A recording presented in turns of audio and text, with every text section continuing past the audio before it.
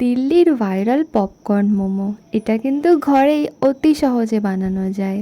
আমি এর জন্য স্টাফিংটা একদম নিজের হিসাবে বানিয়েছিলাম।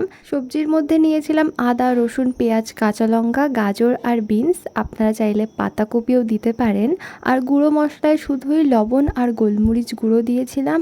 আর যে যে সস আপনার বাড়িতে আছে সেগুলো দিয়ে দেবেন।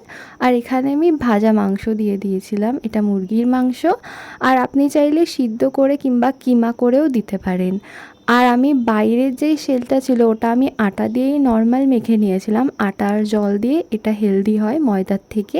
ভিতরে অল্প অল্প স্টাফিং দিয়ে এইভাবে ছোট ছোট মোমোগুলো বানিয়ে নিয়েছিলাম। আপনারা শেপটা দেখলেই পারবেন।